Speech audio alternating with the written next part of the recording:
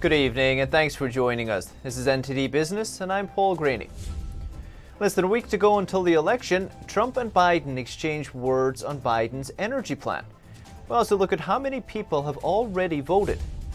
Investors are fighting over scraps as businesses go bankrupt. What does it tell us about the future? We ask a chief economist what he thinks. The Senate has adjourned without bailing out any struggling states. What options does New York have now, and just how bad is the state's finances?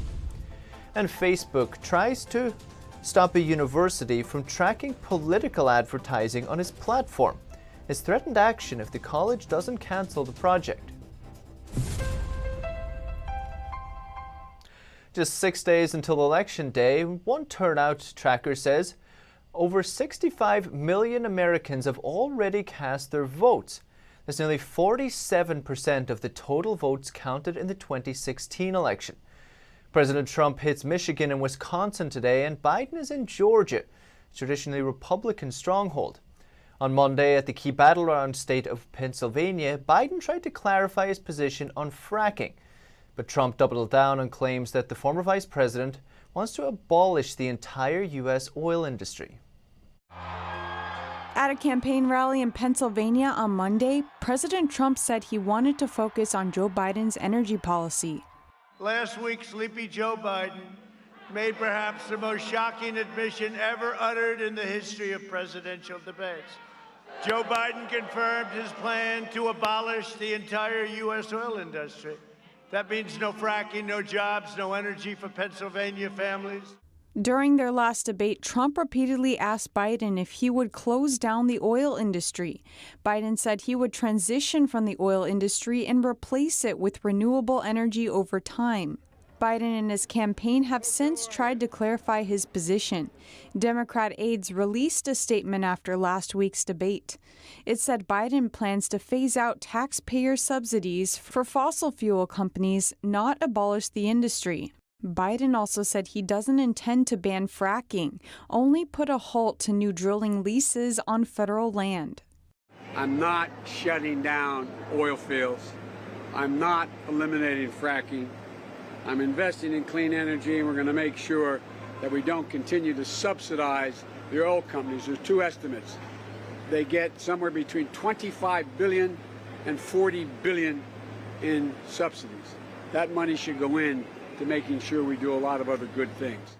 Biden's energy plan aims to reach net zero greenhouse gas emissions by 2050. He argues that the net zero threshold can be achieved by helping eliminate emissions from natural gas infrastructure, while redirecting federal subsidies for oil and gas to cleaner energies.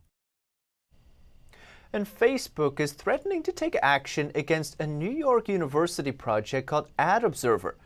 The project was launched to track types of political advertisements, but Facebook says the university isn't allowed to do that.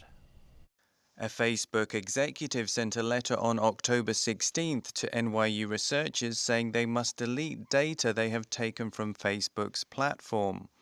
NYU created a browser plugin that anyone can download from adobserver.org and use. By consenting to use the app, you share information about the political adverts the user is shown when they're on Facebook. Facebook says if NYU refuses to delete the data and close down the project, they will take additional enforcement action. This includes changing Facebook's code to prevent NYU's plugin from working. The project has already distributed the plugin to 6,500 volunteers. NYU lawyer Ramsha Krishnan said they are trying to shut down a tool critical for exposing disinformation in this election, which is alarming. She said the public has a right to know how they are being targeted for political ads. Facebook says that it won't take any further action against the project until well after the election is over. And stocks closed mixed on Tuesday, with the Dow and the S&P 500 dipping on disappointing earnings. The Nasdaq, though, it rose ahead of technology company results. The Dow fell over 222 points, or 0.8%. S&P 500 lost over 10 points, or 0.3%. The Nasdaq added over 72 points, or 0.64%. Microsoft just reported earnings after market. It beat quarterly revenue estimates, benefited from more people working from home.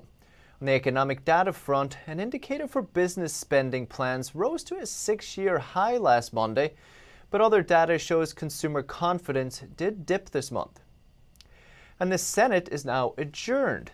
That pretty much dashes any hopes for a stimulus deal before the election. One of the big sticking points, of course, was the bailing out of struggling states, one of them, of course, New York. I spoke with Jonathan Williams about it. He's the chief economist at the American Legislative Exchange Council.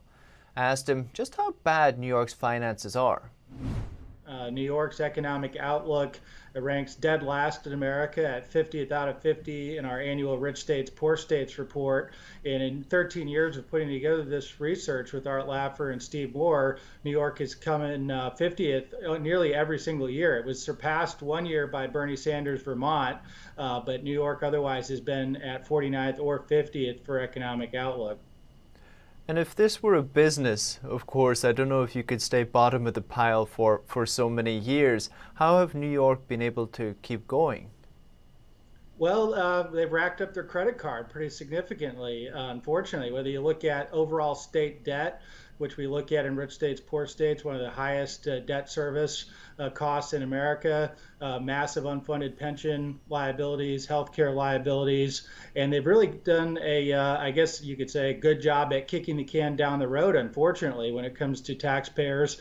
Their business climate has suffered as a result with some of the highest tax rates in America, huge outmigration because of bad policies now over decades. New York is down 1.3 million Americans on net to the other 49 states as people continue to vote with their feet and vote very strongly, unfortunately, against New York. And I believe a state can't go bankrupt. If that's the case, what solutions does New York even have? You're right. There's no provision in the U.S. Constitution for states going bankrupt or in bankruptcy law, while municipalities, like in my home state of Michigan, Detroit went bankrupt. Obviously, we've seen what happened in Puerto Rico and other areas that can, but states cannot. And so I think there's a couple of different paths. I think the common sense path of good policy would be to institute real priority-based budgeting. What are our needs? What are the wants? How much the revenue is coming in for New York, and let's spend that money wisely and make sure taxpayers are getting a good return on investment. I'm afraid the other path will be, what Governor Cuomo and others in Albany have called for is a bailing out of New York from taxpayers across the country with a federal bailout of the states. That's something Governor Cuomo has been out in front advocating for. If New York just spent, let's say, though, as the alternative, at the per person levels of the state of Florida, New York would save something like $60 billion per year in budget savings if they just spent at the per capita levels of the state of Florida. And would that get them to a budget surplus, Jonathan? Well, we'd have to probably take a closer look at the numbers, but it would get you an awfully close way there. And this is something where if New York just did that and went to a Florida level of spending, it could get away from this call of asking the rest of the country to come and bail out New York. And so, in a way, New York doesn't have within its power the ability to solve its problem by instituting something like priority-based budgeting and getting budgeting back down to a common sense level versus asking the rest of the country to pick up the tab. And do you think, considering its massive debt, as you mentioned, is this prudent way out? Is it feasible even, or are they kind of stuck in a corner? Well, it's going to take some years of probably hard work to reverse the course. I mean, this has been building. This isn't just Governor Cuomo's tenure that's been problematic. His predecessors, and it's gone on for many, many years that New York has dug this fiscal hole for itself. And it's going to take some time and some hard work to get out of it. But the first step of getting out of any hole that you're in is stop digging it deeper, right? And so that's what New York needs, is a dose of common sense reality budgeting, just like the fiscally prudent states have done, and moreover, just like businesses and families do every month, and they have to decide what is a need versus a want and get the best value for their hard-earned money. New York needs to do the very same thing with its revenue streams. If you're in a hole, stop digging. Timeless advice. Appreciate it, Jonathan. Thanks so much. Always good to join you. Now, once upon a time, bondholders could recoup maybe 40% of their investment if a company they lent to went belly up. But this year, they're fighting over scraps, could sometimes walk away with almost nothing. As interest rates fell in recent years, investors bargained away protections in return for higher returns. This obviously now has come back to haunt them. I asked Daniel Lakaya what this inability to pay lenders back tells us about the financial state of companies this year. Lakaya is the chief economist at the Tressis Hedge Fund. I think it says a couple of things.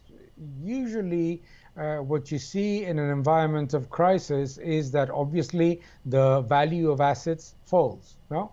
And particularly in this crisis and in the years prior to the crisis, what we saw is that there was a huge rise and a huge increase in credit to companies that had very weak levels of solvency. So one of the things that happens once the crisis hits is, one, the value of the assets that basically were giving some level of credit to the borrower are actually the value is falling.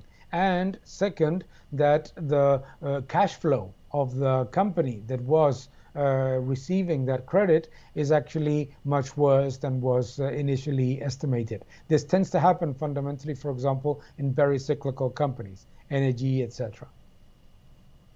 And of course, this is the unsecured debt that mainly we're talking about. Is there particular companies or banks or lenders who will be more affected by this than others? Usually, what we're seeing right now is that there's a big increase in bankruptcies in the energy sector and in those sectors that are very attached to either the hospitality sector or that depended on the hospitality sector booming in order to continue to survive. So those three areas. Now, it's not just, for example, hotels and restaurants. It's also, for example, business services that took some debt, but whose revenues actually depended quite a bit on tourism and on the improvement of the hospitality and leisure sector. And in your estimation, we spoke a little bit about the difference of companies going bankrupt this year with government-imposed lockdowns versus a natural cycle of creative destruction where the least efficient businesses will go out of business. In your estimation, should companies like this in the hospitality industry, in the energy industry, should they be bailed out or should they be given assistance this year?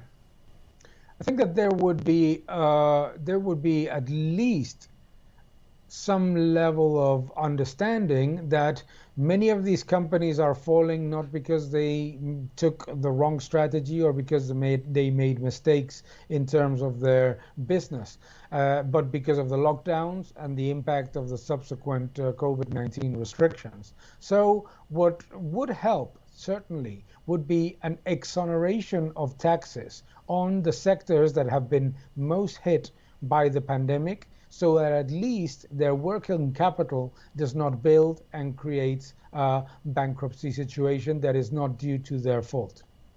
Have we seen any countries give this kind of tax holiday or tax break? Some of them have. You have seen, for example, in Germany, to a certain extent, the United States has also done something similar, probably not directly tax exoneration, but tax cut plus some cash payment. So Germany in particular, I think, is the one that would come to mind as one that is certainly doing this for businesses that are in financial difficulty because of the lockdowns and the restrictions, not because of a bad strategy. Very good. Daniel, appreciate it as always. Thanks so much. Thank you very much. Always a pleasure. American chipmaker AMD says it plans to buy one of its peers. The purchase still has to pass regulators in the United States and abroad, but if it does go through, it will make it one of the biggest chip makers in the world. AMD is bulking up for battle with Intel. On Tuesday, the US chip designer said it had agreed to buy rival Xilinx. The all-stock deal is valued at $35 billion. It will create a company with 13,000 engineers and an all-outsourced manufacturing strategy. AMD has long been Intel's big rival in the central processor units, or CPUs, that lie at the heart of personal computers. But Chief Executive Lisa Su has focused on challenging Intel in the fast-growing business of data centers too. They're the vast computing hubs that power online applications and services. Now Su says a tie-up with Xilinx will boost its capability in that market. The deal comes with AMD already on the offensive. It's seen to have gained a lead over Intel in CPU performance. That's helped it gain almost a fifth of that market, its best share since 2013. Both it and Xilinx use contract manufacturer TSMC to make their chips, and industry experts say the Taiwan firm is years ahead of Intel on manufacturing technology. Tuesday also saw AMD report earnings earlier than expected. It beat analyst forecasts for both revenue and profits. And home rental startup Airbnb plans to list on the Nasdaq, sets the stage for one of 2020's most high-profile stock market debuts. It's aiming to raise $3 billion in its IPO, which could give it a valuation of more than $30 billion. The San Francisco-based company has seen a dramatic recovery from earlier this year, benefited from travelers shying away from larger hotels, instead preferring to drive to local vacation rentals. Airbnb didn't give a timeline for the listing. The company filed confidentially for an IPO with U.S. regulators in August. And still to come this evening. Are you concerned about how you're going to get to the polls next week? Well, worry not. One car rental company is offering to get you there free of charge. And Italy's food industry protests new virus restrictions. Restaurant owners say the new rules could devastate them even more. Protesters want to know what the government is going to do to help. Find out more after the break.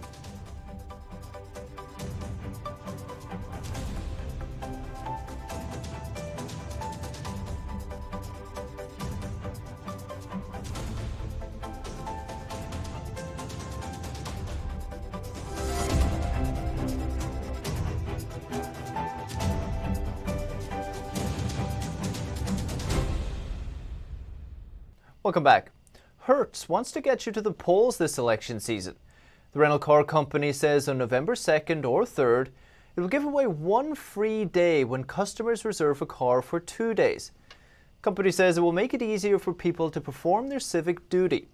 The promotion is available at Hertz neighborhood locations across the country. Other transportation companies are also running some deals on Election Day, Uber and Lyft. They're offering discounted rides to the polls. And landlords and home builders are suing the Centers for Disease Control and Prevention. They're trying to block the CDC's eviction ban that was issued last month. The CDC argues the ban is needed to curb the spread of the virus, but tenants can invoke it whether they suffer from virus-related hardships or not. If the CDC approves a tenant's application, their landlord can't evict them. The lawsuit Skyworks vs. CDC was filed on Friday in Ohio. The attorney representing the landlords told the Epoch Times the ban is unconstitutional. He said the federal agencies don't get to make up the law. The CARES Act authorized a previous eviction ban, but plaintiffs argue it didn't give the CDC the power to block evictions. And Italy is imposing strict new virus measures for the next 30 days. Some businesses there will be completely closed. Bars and restaurants, it means early closing times. People in the industry are now protesting the news. Restaurants and caterers in Rome are protesting new virus restrictions. They gathered in a most famous tourist district, pouring cans of beer they couldn't sell onto the road. It's not that we don't want the health problem to be respected. We've done so all this time. We have kept distances, we've used masks, we've closed spaces, we've done everything they asked us to do. This is the straw that broke the camel's back. Enough is enough. We can't take it anymore. They say that workers have provided for the state, but now they get nothing when they need it. We find ourselves having to pay more and more debts, a very difficult situation with an infinite debt we don't know how to face. They've given us little money, saying they were sunk grant aids. What for? That money is gone. We have to pay taxes and nobody is helping us. New restrictions took effect across Italy, with restaurants and bars ordered to close by 6 p.m, while gyms, pools and movie theatres were shut down completely. I cannot figure out why restaurants must close at 6 p.m. I don't understand what the point is. We are forced to shut down at 6 p.m., while in the morning thousands of people can get on crowded metros and buses. The measures will last for 30 days. Restaurant and bar owners say the new rules could devastate their businesses, which have already suffered severe financial losses during the lockdown earlier this year. And still to come this evening, Singapore Airlines gets creative. It's giving travel fans a chance to relive the in-flight experience. They say it's a sellout success for anyone who misses traveling. And scientists discover something about our nearest neighbor. Could have wide implications for future missions. Can you guess what it is? See if you're right after the break.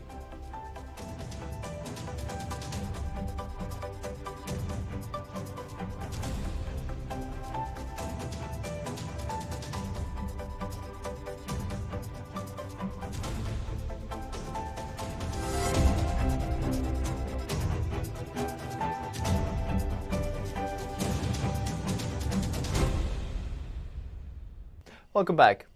Many are missing air travel so much they're willing to spend money to hang out on a grounded plane. Travel fans in Singapore are dining out and watching movies at Singapore Airlines' sellout success. At Singapore's Changi Airport, hundreds stroll around check-in counters and departure lounges. It's reminiscent of pre-pandemic times, but their destination isn't an exotic country. They're going to a restaurant on a grounded plane.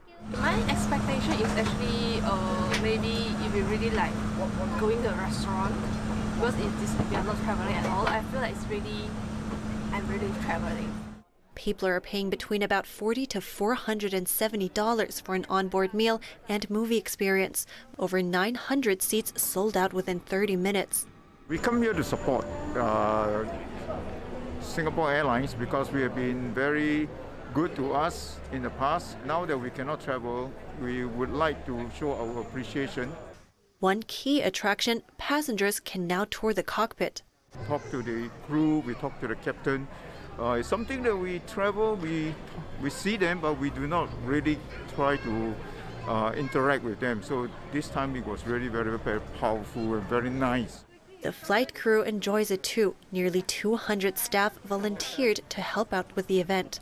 These initiatives are useful for us because, as I said, it allows us a chance to engage with our customers at a time when there is very little flying. But we do hope the flying comes back sooner rather than later. He says if demand remains strong, the company would consider opening up more dining sessions. Scientists say water on the moon is more widespread than they thought. The team found water molecules trapped in mineral grains on the surface and say there could be more hidden in other places. The moon lacks the bodies of water that are a hallmark of Earth. But scientists, in a pair of research studies published Monday, for the first time have determined that lunar water is more widespread than previously known. While research 11 years ago indicated water was relatively widespread in small amounts on the moon, a team of scientists is now reporting the first unambiguous detection of water molecules on the lunar surface. Plus, another team found the moon possesses roughly 15,000 square miles of permanent shadows that could potentially harbor hidden pockets of water in the form of ice. NASA's Paul Hertz says the findings could have enormous implications. So the first important thing is this water on the moon useful as a resource for our future explorers? The second thing is that on the Earth, we find life wherever there's water, energy, and nutrients.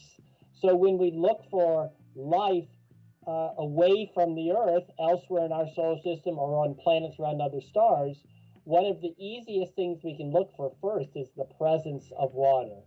NASA is planning a return of astronauts to the moon, a mission envisioned as paving the way for a later journey carrying a crew to Mars. Accessible sources where water can be harvested on the moon would be beneficial to those endeavors. Still, despite the findings of water on the lunar surface, its source unknown, Hertz says the moon is still drier than any place on Earth. That's the latest business updates for today. Thanks so much for watching. We'll see you tomorrow.